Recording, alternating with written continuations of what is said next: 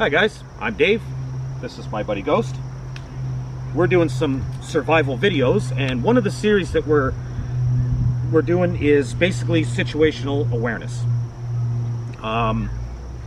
Sort of a know your area, know what to expect.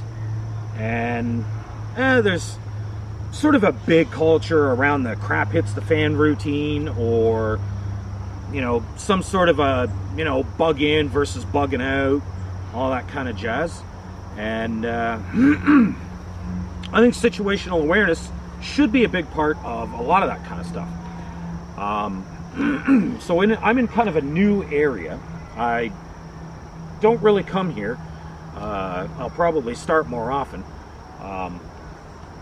But down this trail a little ways is an old farmer's field that's not being used anymore. So, hey, let's go, have a look, and see what can be found.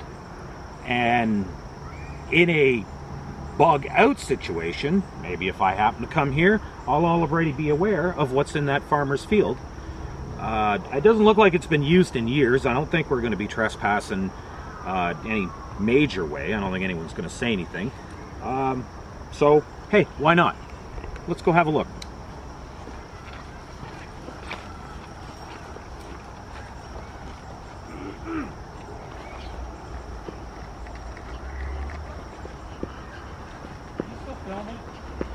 Yeah.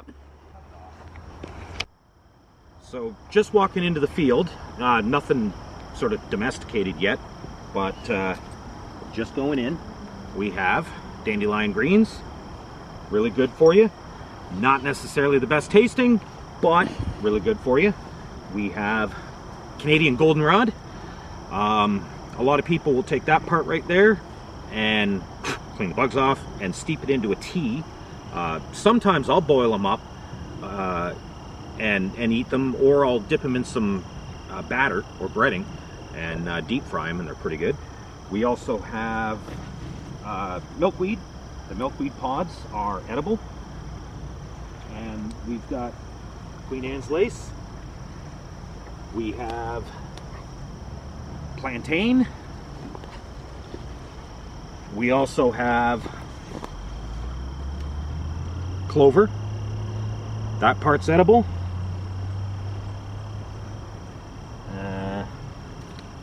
That part's edible. Pretty much the whole thing is edible. There's a lot of wild edibles just 30-40 feet down the trail, growing all over the place. So already not a bad location. We got blackberries growing along.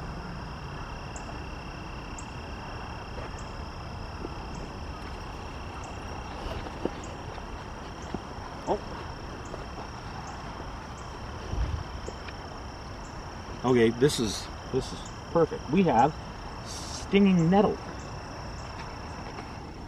Arguably one of the most nutritious wild plants out there. And normally you gotta prepare them a little bit to eat them, but the very tops don't have the stinging spines and chemicals, and they taste like almonds. So, stinging nettle. We got some ragweed over here. That's another plant that is arguably one of the most nutritious. Lots of little field clover here, the white ones. Looks like we may have a little hemlock mixed in with this Queen Anne's lace, so you'd have to be really, really careful. But see if I can. Yeah, we got some little flowers here that are going to seed, and when it's dry, that'll get a fire started. That's excellent tinder right there. So yeah, just 40-50 feet down the trail, we're already running into all kinds of wild edibles. Some I haven't even done a video on yet, actually, now that I think about it. But yeah, we're gonna go further in and see what else we can find, and see what was maybe grown in this field when it was actually being used. Come on, buddy.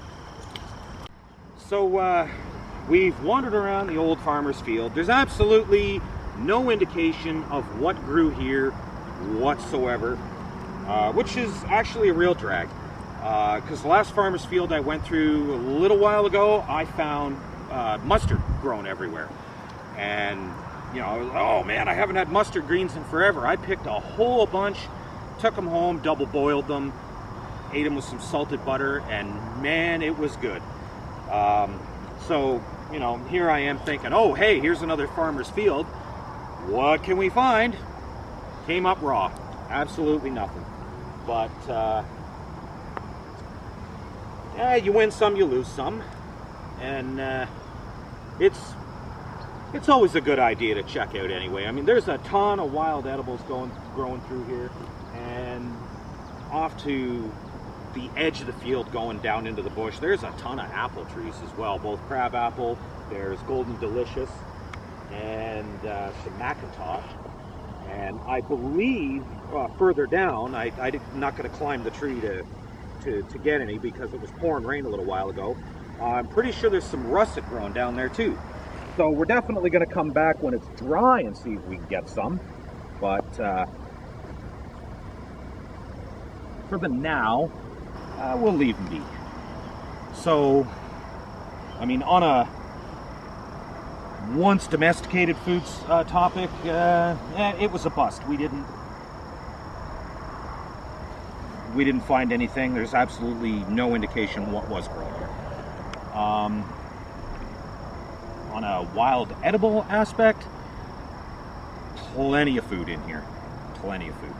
So, yeah. I'm a little disappointed no mustard greens. That would have been really nice. So, meh, whatever. Like, share, comment, subscribe, all that good stuff. And, hey, while you're hiking around or wandering around, if you get the chance to check out something like this, give it a try. You win some, you lose some, but you never know what you're going to find. Have a good one.